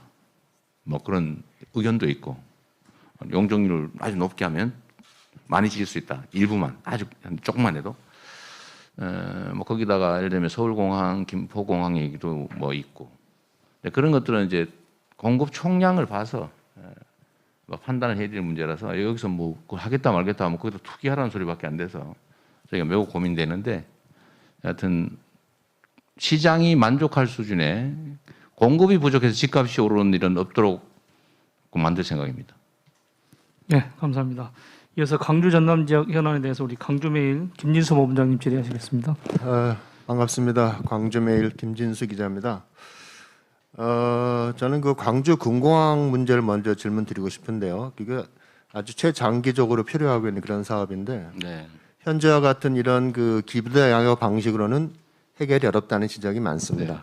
그래서 앞으로는 그 정부의 적극적인 역할 그리고 더불어서 가칭 신공항 특별법 입법 필요성이 제기되고 있는 상황입니다. 이에 대한 후보님의 견해를 듣고 싶고요. 그리고 또 그 전국 17개 시도 가운데 두 번째 질문입니다. 전남은 유일하게 의과대학이 없는 지역입니다. 특히 이제 고령자하고 도서 지역이 많고 의료 접근성도 취약해서 공공의대 설립 필요성이 강조되고 있습니다. 이 공공의대 설립과 관련한 후보님의 입장을 듣고 싶습니다. 이게 이제 각 지역별로 따로따로 얘기를 하니까 자꾸 문제가 발생하고 하거든요. 저는 사실 그 형평과 정의라고 하는 걸 매우 중시하는 사람인데 어느 지역도 어느 부문도 어떤 사람도 억울하게 생각하게 해서는 안 된다. 그게 제가 이제 정치를 하면서 꼭 만들고 싶은 세상의 모습이죠.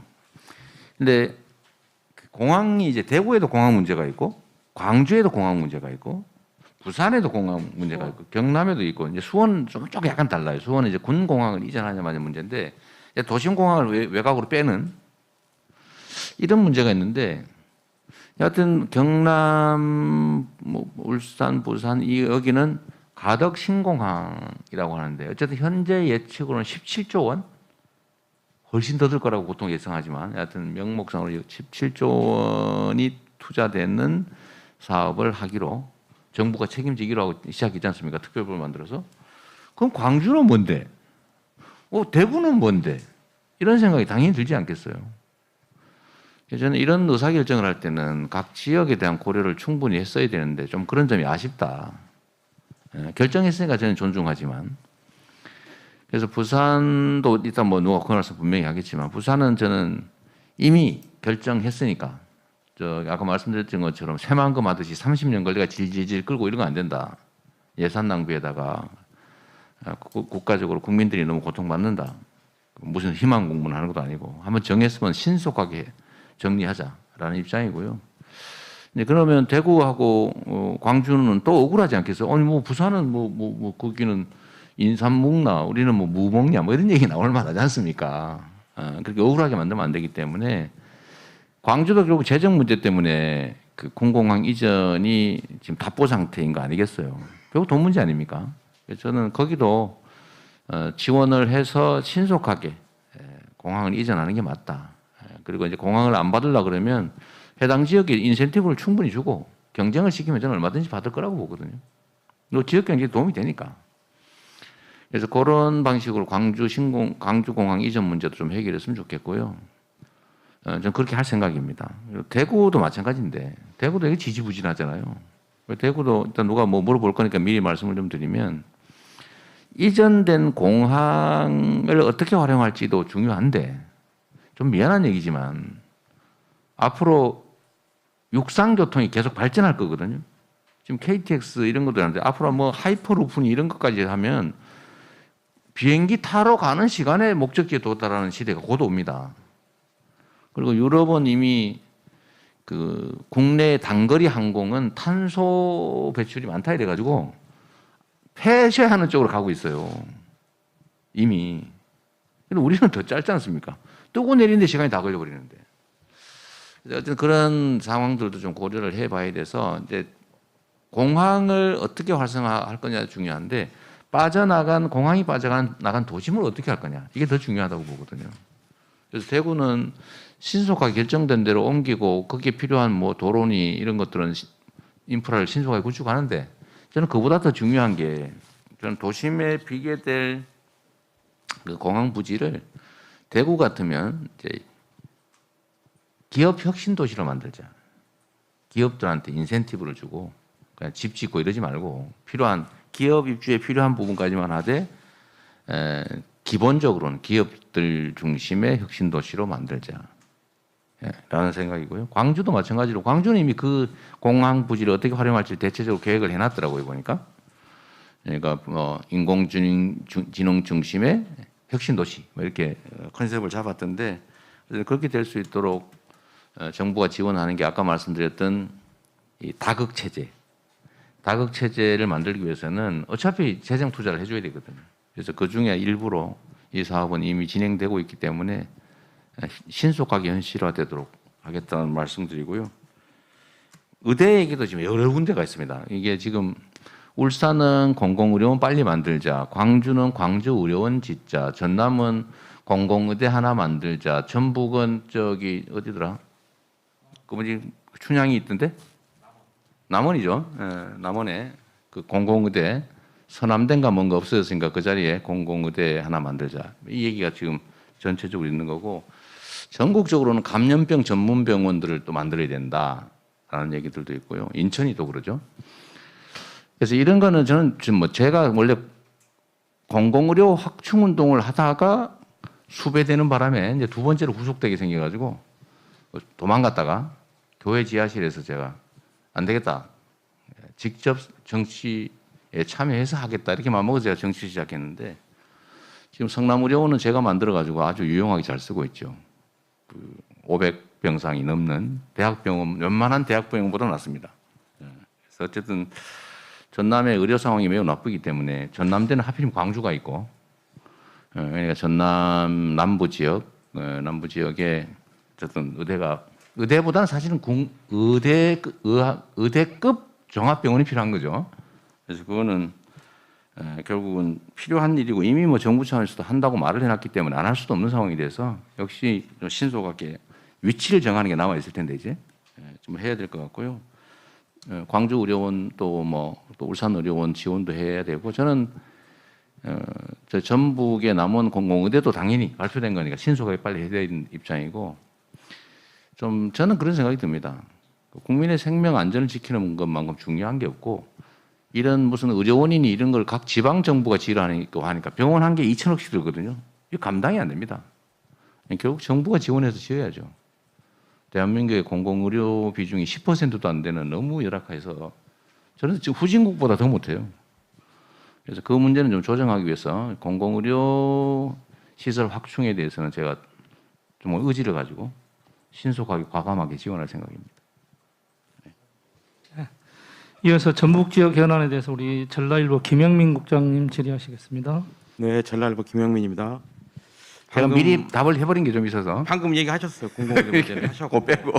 그러면 현대중공업 군산 조선소 문제가 좀 있어요. 네. 그리고 전북 제3용 금융 중심지 그리고 이제 새만금 사업 등이 있는데, 근데 이 공약 이제 이 현안들이 지난 2012년 대선 때부터 후보들이 내세운 공약들인데 아직까지 좀 지켜지지 않고 있어요. 근데 이게 지역민들이 지금 산적한 현안인데 그러게요. 후보님 어떻게 좀 해결할 수 있는 방안이 있는가 싶어요. 결국 돈 문제라니까요. 돈과 의지의 문제. 근데 이게 이제 국가 재정력이나 국가 역량상 못할 약속을 한 건 아니고 할 수는 있는데 사실 속도와 의지의 문제였다는 생각이 듭니다. 그중에 아마도 지금 전북이 제일 화나는 거는 새만금일 테고요. 그게 노태우 때 시작했다면서요. 30년 동안 계획이 몇 번 바뀌고 처음에는 농사 지으려고 그러다가 나중에는 무슨 골프장이니 뭐 이런 거 하려고 그러다가 해외 투자 유치한다고 그랬다. 그것도 안 돼가지고 요새는 이제 또 재생에너지 생산 기지로 바뀌고 있는 것 같아요. 뭐 전 잘 바꿨다고 봅니다. 어차피 우리나라의 서남 해안들은 풍력 발전 또 태양광 발전의 최적지라서 앞으로 재생에너지 시대에는 아마 중심축이 될 수도 있을 거다. 그리고 거기에 맞춰서 우리가 에너지 고속도로를 만들어서 전국 각지 어디서나 이제 재생에너지 생산해서 필요한 만큼 쓰고 남는 건 팔 수 있는 그런 사회로 가야 되고, 그러려면 결국 뭐 에너지 저장 산업이라든지 또는 뭐 그린 수소 생산 산업이라든지 이런 게 아마 많이 발전하겠죠. 그래서 새만금 문제는 지금 이제 방향을 정한 대로 재생에너지 생산 중심지, 그린 수소 산단 또는 뭐 아리백 산단 이런 거 만들자라고 하는 방향인데 저는 뭐 그 방향으로 가면 좀 길이 있을 거라고 보고요.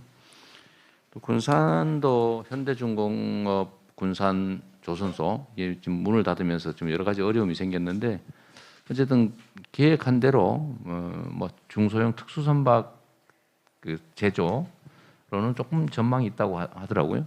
거기다가 이제 또 뭐 해양 설비 뭐 이런 산업들 이런 것들도 조금 보완할 수 있을 거라고 하고요. 어쨌든 이게 전북의 가장 큰 도시 중에 하나인데 다시 회생의 길을 좀 찾아봐야 되지 않을까 싶고, 전주를 중심으로 한 금융 중심지는 저는 약간 사실 거기를 국민연금공단이 이제 옮겨갔는데 거기를 왜 그렇게 했을까 좀 이해가 좀 안 돼요. 정말 금융 중심지로 성장 발전할 잠재력이 있느냐? 결국은 이제 국제금융 기관들이 관심을 가져야 되는데 과연 거기에 관심을 가질까? 부산도 있고 서울도 있는데 그러나 이미 이제 했으니까 자산운용 중심으로 좀 가능성을 찾아보는 게 필요하겠다고 보고요. 뭐 불가능한 일은 또 아닐 테니까.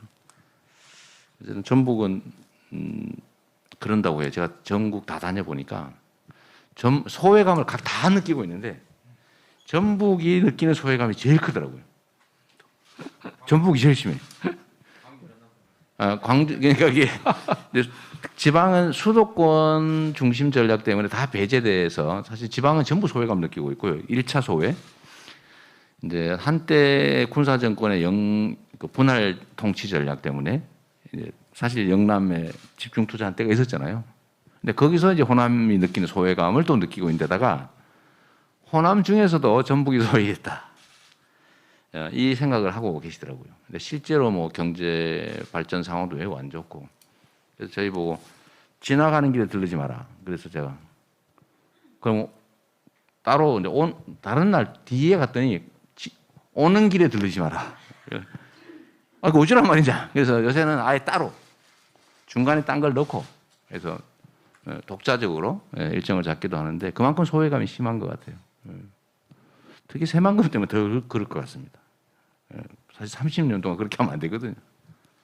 그래서 빨리 종결 짓는 쪽으로 제가 묵은 숙제하는 전문가거든요. 성남에서도 경기도에서도 수십 년씩 묵은 거, 특히 뭐 시장 재개발 이런 거 있지 않습니까? 제가 다 거의 다 정리했죠. 네. 이어서 우리 부산 경남 지역 현안에 대해서 국제신문 박태우 부장님께서 질의하시겠습니다. 네, 후보님 여러 가지 말씀해 주셨는데요. 저 부울경 메가시티 특별자치단체 출범을 이제 앞두고 있는데 네. 이 부울경 메가시티를 제2 수도권과 같은 경쟁력을 갖추기 위해서 어떤 지원을 집권하시면 하실 건지 그 구성을 좀 말씀해 주시고요. 그리고 아까 신공항은 말씀을 하셨고, 그리고 또 부산의 또 가장 큰 현안 중에 하나가 2030 부산 세계 엑스포 유치입니다. 네, 엑스포. 네. 성공을 위한 어떤 지원 방안이 있는지 또 말씀해 주십시오.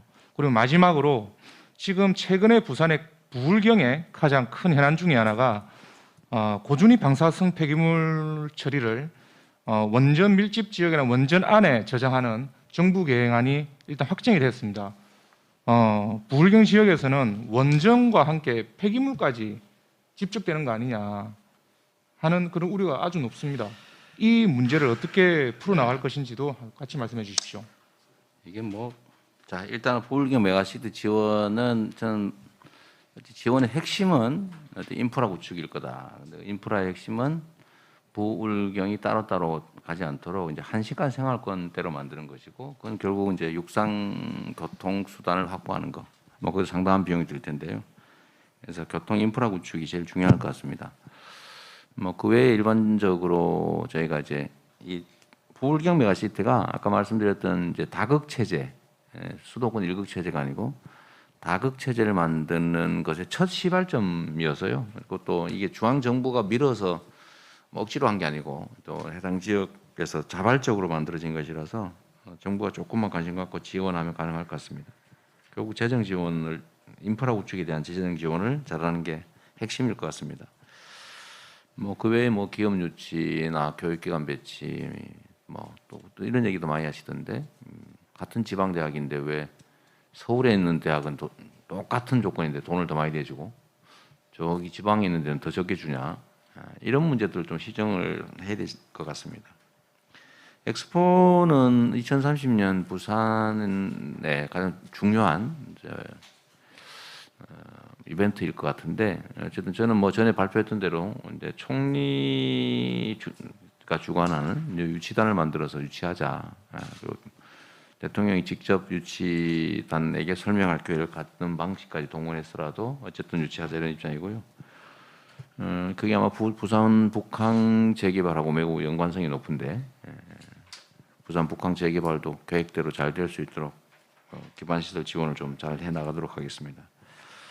방사성 폐기물 문제는 사실은 참 이게 매우 복잡한 문제인데, 이게 앞으로 탈탄소 에너지 시대로, 탈탄소 시대로 갈 경우에 이 원자력 발전을 재생에너지로 쳐줄 거냐 말 거냐 문제가 하나 있고, 두 번째는 이게 원자력 발전이 지금은 이제 발전 단가가 제일 싼데 10년 내에 아마도 재생에너지 생산 단가하고 역전될 거다라고 보통 예측하거든요. 이미. 그런데 우리는 이제 이 현재 짓고 있는 것까지 포함해서 5년까지 2084년 5년까지 핵발전, 원자력 발전을 계속해야 되는데 그 사이에 끊임없이 핵 폐기물이 발생하겠죠. 그런데 핵 폐기물을 다른 동네에 가져간다면 그 동네가 이걸 받아들일 리가 없지 않습니까? 결국 이제 누가 이 핵 폐기물을 안고 살 거냐라는 문제인데 결국은 이제 지금 임시로 발전소 내에 쌓고 있는 거 아니에요? 결국은 이제 하다 보니까 쌓을 곳이 없으니까 거기다 아예 계속 쌓자. 이런 방향으로 얘기가 되고 있는 것 같습니다. 그러니까 해당 지역 주민들 우리가 발전소 안고 사는 것도 억울해 죽겠는데 아니 핵 폐기물 그 수만 년 수천 년 우리 보고 안고 있으란 말이냐? 지금 그래야 되는 거 아니겠어요? 그래서 우리가 사실은 원자력 발전 문제에 대해서는 이런 부분까지 충분히 고려해야 됩니다. 당장의 발전 단가뿐만이 아니고 위험성에 대한 비용하고 장기 보관 비용, 그다음에 그것까지 고려를 좀 해서 정책 판단을 좀 해야 될 거라고 보고요. 지금 저로서도 사실은 뭐 뾰족한 수가 있겠습니까? 그러니까 오직 하면 정부 입장에서도 다른 데 가는 게 불가능하다고 보여지니까 차라리 그 자리에다가 계속 더 쌓도록 설비를 만들자. 이렇게 됐는데 저도 뭐 여기에서 벗어나는 뾰족한 새로운 방법을 생각해내긴 아직은 제 영역으로는 좀 부족하네요. 해법을 집권하시면은 새로운 해법을 찾아보시는 뭐 끊임없이 연구를 해보겠지만 정말 뾰족한 새로운 수가 나올지는 잘 모르겠습니다. 네, 뭐 노력은 해야 되겠지만요. 네, 감사합니다. 이어서 울산 지역 현안에 대해서 우리 울산매일 백주희 차장 질문해 주십시오. 네, 안녕하십니까. 울산매일 백주희 기자입니다.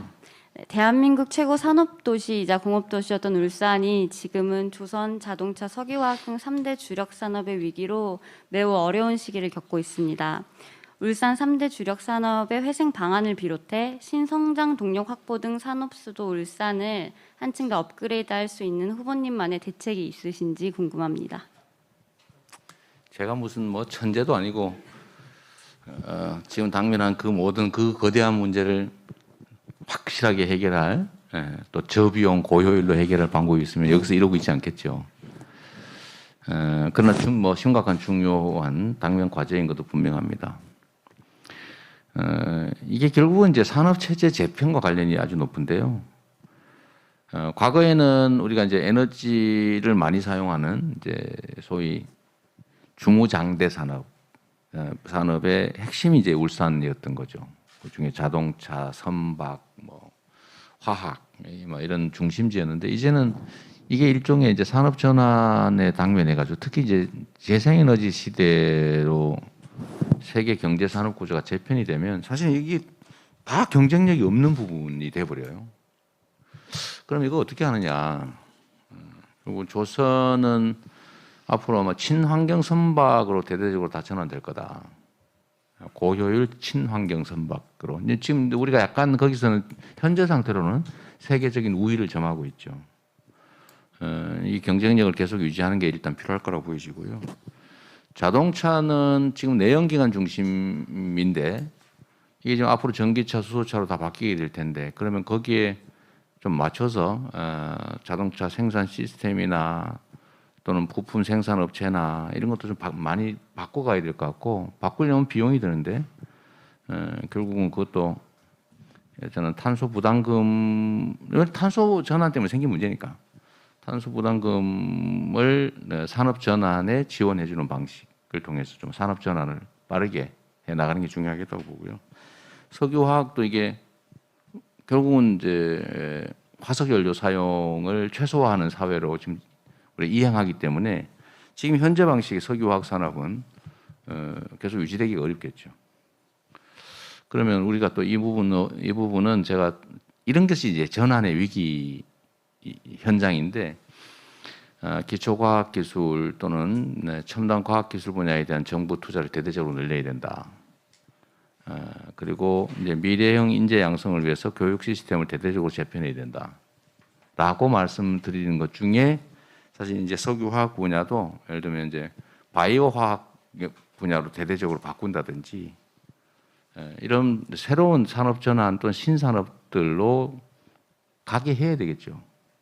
근데 울산은 그래도 여기서 하나 좀 더 해보면 이건 매우 어려운 일이긴 하지만 지금 부유식 풍력, 해상 풍력 그 사업이 상당히 이 선도 산업으로 꽤 각광받고 있다고 합니다. 해외에서 투자하려고 하고 얼마 전에 그 협약도 했던데 그래서 이 동해안을 중심으로 우리가 재생에너지 중에 부유식 심해 부유식 해상 풍력 산업은 하나의 또 울산의 기회가 될 수도 있겠다 그런 생각이 들긴 합니다. 네, 감사합니다. 이어서 대구 경북 현안에서 우리 김진호 경북매일본부장께서 질의해 주시겠습니다. 네, 안녕하세요. 경북매일신문의 김진호 국장입니다. 대구 경북 같은 경우도 사실은 그 문재인 정부가 들어서면서 그 TK 홀드런 뭐 이런 얘기들 사실 많이 하고 있습니다. 문재인 정부 TK를 홀대했다고. 전국적으로 전부 다 홀대가 되고 있는 상황인데요. 네. 아마 문재인 정부가 들었으니까 아무래도 상대적으로 네네. 좀 소외감을 좀 느끼고 있는 것 같은데요. 이런 우려를 해소할 수 있는 후보로서의 어떤 뭐 좀 적극적인 방안이나 계획이 있으신지 한번 여쭤보고 싶고요. 그다음에 대구와 경북의 그 공약이나 정부 투자를 요구하는 사업들이 몇 가지 있는데 그 중에 대표적인 것들이 대구 같은 경우는 이제 제2국가산단, 네. 스마트 기술 기업이 모여서 사업할 수 있는 국가산단이 필요하다 하는 부분이 있고요. 경북 지역 같은 경우는 뭐 여러 가지가 있는데 지역별로 뭐 동해안 에너지벨트를 시작해서 구미전자, 또 뭐 영천과 경주에는 뭐 자동차 부품, 또 안동 같은 경우에는 이제 백신과 바이오 산업 뭐 이런 쪽으로 해서 네. 정부 차원의 투자를 이제 요구를 하고 있는데 이에 대한 후보님의 뭐 계획이나 생각을 좀 듣고 싶습니다. 제가 아까도 말씀드렸지만 새로운 뭐 거대한 획기적인 기획 이런 것보다는 이미 해당 지역의 특성을 반영해서 하겠다고는 했는데 진척이 안 되는 것들을 잘 진척되게 하는 게 더 중요할 것 같습니다. 그 중에 이제 TK 홀대론 말씀을 하시는데 제가 보기에는 뭐 그런 건 사실은 아닌 것 같은데 아마도 제가 보기에는 가덕 신공항 때문에 아마 대구 경북 지역이 야 우리는 이거 완전히 홀대받고 있다 그 생각을 하게 된 결정적인 이유가 아닐까 싶어요. 그래서 제가 정책 결정할 때 아까 말씀드렸던 것처럼 대구 공항은 뭔데, 광주 공항은 뭔데 이런 생각이 나오게 한 게 좀 배려가 좀 부족한 측면이다라는 생각이 드는 거죠. 사실 그 점을 다 맞춰서 균형 있게 했어야 됩니다. 이 손가락 깨물어가 안 아픈 데가 어디 있겠어요. 특히 안 그래도 수도권에 비해서 지방이 홀대받고 있다고 다 생각하는 판에 그 중에서도 또 일부만 하고 나머지 지역이 배제되다고 생각하니까 좀 그런 생각이 들었을 것 같습니다. 그런 생각 안 들게 하는 게 중요할 것 같고요. 그게 진정한 의미의 국민 통합이겠죠. 아까 말씀하셨던 뭐 제2국가산단은 근데 위치를 정해서 하는 얘기는 아니죠. 그런 거 아니죠. 어딘가에 옛날 성소공단 같은 첨단 산단을 하나 만들어서 우리 대구 경제도 다시 좀 활력을 찾으면 좋겠다 이런 소망일 것 같아요. 그런 것 같은데 저는 이게 아까 말씀드렸던 대로 이걸 막 따로따로 분산해서 하기는 어려운데 대구 공항을 옮기면 그 자리가 상당히 면적이 넓던데 거기를 일종의 기업 도시 개념으로 그것도 미래 첨단형 혁신 기업들이 주로 입주하는 도시로 만들고 거기에 대해서 일단 기업 입주에 대한 인센티브도 제공하고 이렇게 해서 거기를 중심으로 새롭게 좀 시작해 보면 어떻겠냐 그런 생각이 좀 듭니다. 그 외에 뭐 안동은 제 고향인데 다 아시겠지만 안동은 다행히 바이오 산업의 중심지로서의 좀 가능성이 보이는 것 같습니다. 최근에 뭐 실증센터도 하나 생긴 것 같고 또 그 관련 산업체들도 좀 있고 조금만 더 지원하면 충분히 바이오 백신 산업의 중심지가 될 수 있을 것 같고 구미를 중심으로 포항까지 지금 현재 이제 구미 전자 산단들이 지금 한 개에 봉착했으니까 요즘은 이제 2차 배터리, 2차 전지, 2차 전지 산업으로 좀 중점을 옮겨간다고 해요. 그 문제도 좀 정부가 연구개발 지원이나 또 기업 유치 지원들을 좀 하면 또 새로운 가능성이 생길 것 같습니다. 뭐 그 외에도 뭐 여러 가지 아까 말씀하셨던 뭐 영천의 자동차 산업, 부품 산업이죠. 자동차 부품 산업들은 이전에는 매우 각광받는 산업이었는데 이게 이제 자동차 부품이 확 줄어들지 않겠습니까? 이제 전기 자동차로 바뀌면 내연기관이 부품의 핵심인데 이렇게 다 필요 없어지면 산업의 타격이 매우 많을 것 같고 그러면 전기 자동차 부품으로 신속하게 좀 전환하도록 하는 게 핵심이 아닐까 싶습니다. 네, 이어서 축청 지역 개발에 대해서 중도일보 강재일 부장님 질문해 주시죠. 예, 후보님 안녕하십니까? 후보님이 안동 고향 말씀하셨는데 후보님 처갓집이 있는 충청권에서 질문드리겠습니다. 균형 발전 분야에서 가장 휘발성 있는 이슈 가운데 하나가 행정수도입니다. 이와 관련해서 민주당 선대위에서 대선 공약 정식 공약으로 검토한다는 거 알려져 있는데 이에 대한 답변을 듣고 싶고요. 후보님이 대선 승리 때 세종 의사당터에서 취임식을 하시겠다 이렇게 말씀하신 적이 있습니다. 지금도 유효하신지 그리고 충청권 메가시티 구축하는데 가장 중요한 조건이 충청권 광역철도를 조기에 완공할 방안이 있는지 듣고 싶습니다. 네. 일단 행정수도는 뭐 다 모두가 알다시피 참 사연이 구구하지 않습니까? 이게 위헌이냐 아니냐 행정수도법이 신행정수도법이 그래서 결국은 헌법에 써져 있지는 않지만 관습헌법이다 하는 아주 해괴한 제가 법률가 입장에서 보면 매우 해괴한 성문법 국가에서 써지지 않는 관습법이 세상에 어디 있습니까? 그래서 어쨌든 뭐 그런 우여곡절 때문에 신행정수도는 좌초되고 이제 제2행정수도 뭐 이런 방식으로 이제 부분적으로 행정기관들이 이전하는 방식이 지금 진행되고 있습니다. 저는 뭐 그 안에서라도 뭐 제2의사당 빨리 해야 된다고 해서 어쨌든 제가 민주당 다수당의 후보다 보니까 이제 제 주장이 관철이 돼서 이제 제2의사당 입법도 지금 통과가 됐고 또 청와대 제2집무실도 상당히 진척이 좀 있는 것 같아요. 그것도 제 주장이기 때문에 청와대를 통째로 옮기는 거는 지금 헌법재판소 판례 위반된다 이렇게 주장을 하니까 그거는 조금 고려해 봐야 되겠죠. 지금 아직 어차피 옮기게 된 거 저는 무슨 일을 하든지 좀 시간 끄는 게 자체가 비용이다. 물론 필요한 경우도 있긴 하지만 대체적으로 비용이기 때문에 신속하게 처리하는 것도 매우 중요한 일이다라고 생각해요. 그래서 어차피 정해진 거 기관들 이전은 신속하게 좀 완료할 생각입니다. 또 거기에 뭐 대전과 충남의 이제 혁신 대전이 또 추가 지정을 받았으니까 또 어차피 200여 개의 이제 2차 공공기관 이전이 이루어지면 그것도 하나의 기회가 될 수 있겠다 싶고요.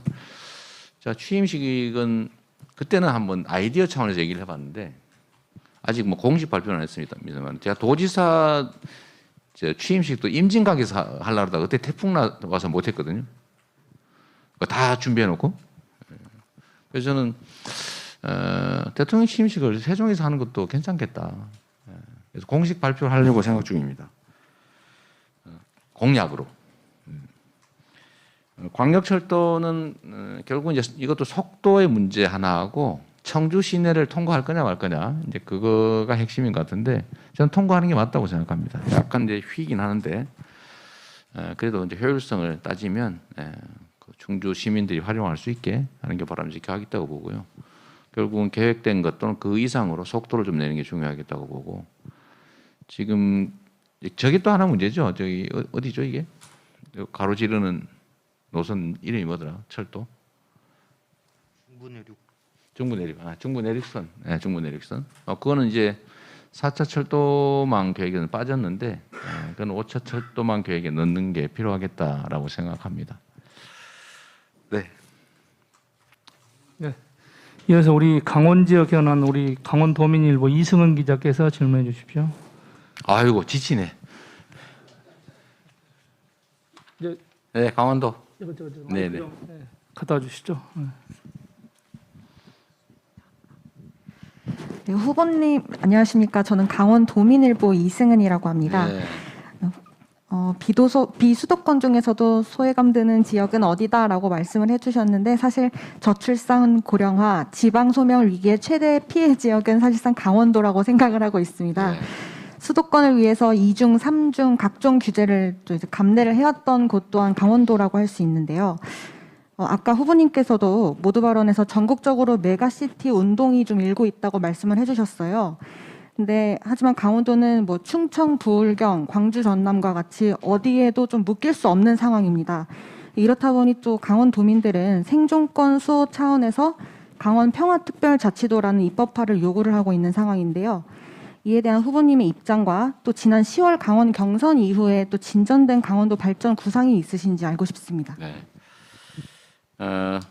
지금 이제 5극 체제, 그러니까 충청, 대구, 경북, 부울경, 전남, 광주 이 4개를 합한 수도권까지 포함해서 5극 중심 체제로 전환을 이제 우리가 얘기하다 보니까 그 빠진 데가 3군데가 있어요. 제주, 전북, 강원. 여기 빠져가지고 우리는 뭐냐 이러고 있어서. 근데 그거는 이제 지역 특성들이 있어서 참 안타까운 일인데요. 이제 강원도는 이제 그런 점들 때문에 이제 평화특별자치도를 저희가 공약해서 이제 남북 교류 협력 사업의 전초 기지로 또 상황이 좀 더 진척이 되면 이제 그 시베리아 철도 이쪽으로 연결하는 그 중심축으로 저희가 좀 계획을 좀 하자. 그리고 기반 시설 확보도 좀 해서 남북 교류 협력, 경제 협력에 대비하자라고 하는 건 전에 발표를 저희가 했습니다. 여전히 유효하고요. 그 외에 어떤 추가적인 그 후에 뭐 대책을 만들어냈냐 사실 특별히 변한 건 없습니다. 그때 나름 최선을 다해서 만든 정책 공약들이라서 지금 이제 본 선거용 공약을 그때 저희가 발표한 거 외에 추가를 뭘 할지는 뭐 검토는 계속 하겠지만 그때 어쨌든 저희가 할 수 있는 것들은 거의 다 했다고 보여져서 추가된 건 아직까지는 없다 말씀드리겠습니다. 네. 추가 질의로 한두 명 받고 제주도 있지 않아요? 제주도 안 왔나 보죠? 오늘 제주도만 유일하게 빠졌습니다. 죄송합니다. 다행입니다. 예. 이제 우리 부산 경남의 하승우 본부장님께서 추가 질의하시겠습니다. 안녕하십니까. 경남일보 하승우 기자입니다. 네. 후보님께 경남 지역 현안에 대해 추가 질문 한 가지만 하겠습니다. 네, 그러시죠. 예. 경남 지역 특히 서부 경남을 위한 중점 공약은 무엇이 있는지 말씀해 주시고요.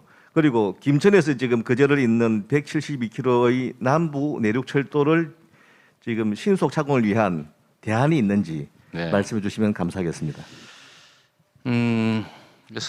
제가 자꾸 동남권 메가시티 자꾸 그러길래 그 이름 바꾸라고 제가 얘기했거든요. 동남권이면 저 서쪽은 또 어떻게 되겠냐. 안 그래도 원래는 이제 초광역화하게 되면 그 안에서의 또 집중 문제가 또 발생합니다. 어쩔 수 없는 측면이 있죠. 그래서 그거를 좀 완화하는 방법은 여러 가지가 있을 수 있는데 저는 그게 결국 우리나라 같은 경우는 이제 농민 기본소득 또는 좀 더 확대하면 농촌 기본소득을 통해서 농촌 도시들을 살리는 게 저는 본질적인 해결 방법이다 이렇게 생각을 해요. 뭐 질문에는 없는 말씀이긴 합니다만. 서부 경남은 대체 산업 배치로는 뭘 하냐라고 얘기하는데 결국 그거는 이제 사천, 진주 이쪽 중심으로 거기가 이제 우주 관련 산업 클러스터가 좀 가능하겠다라는 생각이 들고 그건 결국은 이제 고흥 쪽의 발사체 또 이 사천 진주 쪽에 이제 위성체 개발, 연구 개발 또 관련 산업들이 좀 가능성이 있어 보인다. 결국은 앞으로 저희는 이제 우주전략본부라고 하는 것도 아예 만들어서 집행기구로 대통령 직속의 집행기구를 만들겠다는 생각을 가지고 있거든요.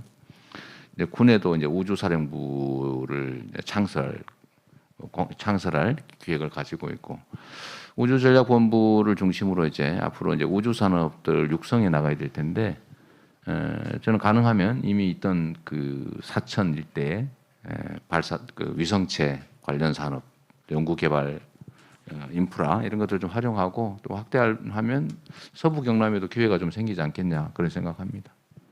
네, 오늘 마지막 질문이 될 것 같습니다. 우리 대구 경북 지역의 추가 질의입니다. 그렇죠. 남부 내륙철도 어떡하겠냐고. 영남일보 지금 이게 남부 내륙철도는 예타 통과가 아직 안 된 상태죠. 예산 집행이 안 되는 상태인가요? 그럼 정해진 대로 하도록 노력하도록 하겠습니다. 네, 오늘 마지막 질의입니다. 대구 경북 지역 서정혁 기자님께서 질의하시겠습니다. 영남일보입니다. 네, 후보님 안녕하십니까?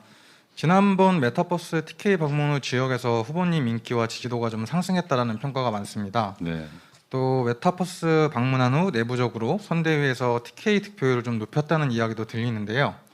후보님이 예상하시기에 TK 지역에서 어느 정도 득표가 가능하다고 보시는지 궁금합니다. 제가 메타버스로 이제 각 지역들을 순회를 하니까 저희는 아주 대도시보다는 이제 빠지지 않고 중소도시를 다 가보겠다, 이제 이런 목표로 저희가 다녔고요. 반응은 좀 말씀하신 것처럼 이제 표면에 드러난 것보다는 훨씬 더 이제 좀 지지도가 좀 강하고 좀 두껍다고 할까, 이제 그런 걸 느꼈죠. 그리고 특히 이제 대한민국 정부 수립 이래 대통령 후보가 한 번도 온 일이 없다는 곳이 의외로 상당히 많더라고요. 그래서 그런 점에서 저희가 중소도시를 이렇게 순회하는 게 꽤 도움이 됐던 것 같습니다. 어쨌든 저희가 특정 권역을 일주일 한 3박 4일, 2박 3일 이렇게 다니고 오면 그 지역의 실제 통계상 지지율이 좀 올라가는 것도 저희가 봤는데 매우 감사하게 생각하고요. 이번 선거는 대구 경북 지역하고 수도권 중에서도 서울, 이 지역으로 따지면 이 두 곳이 아주 격전지가 되지 않을까 싶어요. 서울은 원래 전통적으로 민주당 지지세가 강했는데 이번에는 아마 부동산 문제, 그다음에 경기 성장률 문제, 사실 성장률 문제가 크죠. 그 문제 때문에 서울이 매우 어려워졌는데 거기에 우리가 복구하는 게 제일 중요한 과제 같고요. 대구 경북은 뭐 아시는 것처럼 제가 나고 자랐던 곳이고 결국은 죽어 묻힐 곳인데, 제가 대구 경북에 이제 연고가 어느 정도 선거에 영향을 미칠지 저는 이제 매우 저도 궁금하기도 하고요. 근데 이걸 퍼센테이지를 몇 퍼센트라고 얘기하는 것은 거의 의미가 없는 것이어서 말씀드리기 어렵고, 다만 역대 어떤 선거보다도 대구 경북에서의 이제 민주당 후보로서의 이재명 후보에 대한 지지율을 높여야 되겠다는 각오 하고, 그건 뭐 제가 단순히 그 지역이 나고 자랐다 묻힐 거다 이걸 넘어서서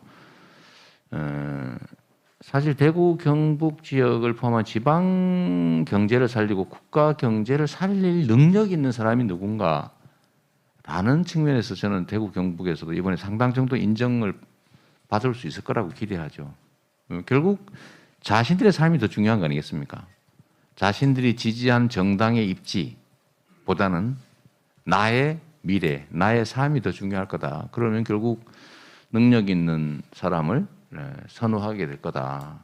그리고 대선은 기본적으로 미래지향적인 선거이기 때문에 결국 역량 중심의 판단을 한다면 뭐 대구 경북에서도 지금까지와는 전혀 다른 지지를 획득할 수 있을 거라고 기대하고 또 그렇게 하기 위해서 최선을 다해서 노력하겠습니다. 네, 고맙습니다. 감사합니다. 그리고 오늘 마지막 질의였는데 또 우리 부산의 국제신문의 박태우 부장님께서 꼭 질의를 한번 하게 해달라고 그래서 짧게 하겠습니다. 짧게 좀 네. 해주시기 네. 바랍니다. 네. 후보님 앞서 말씀하실 때 그 정책 활용에 있어서 좌우가 없고 인재 등용에 있어서 진영을 가리지 않고 하겠다고 말씀하셨는데요. 네.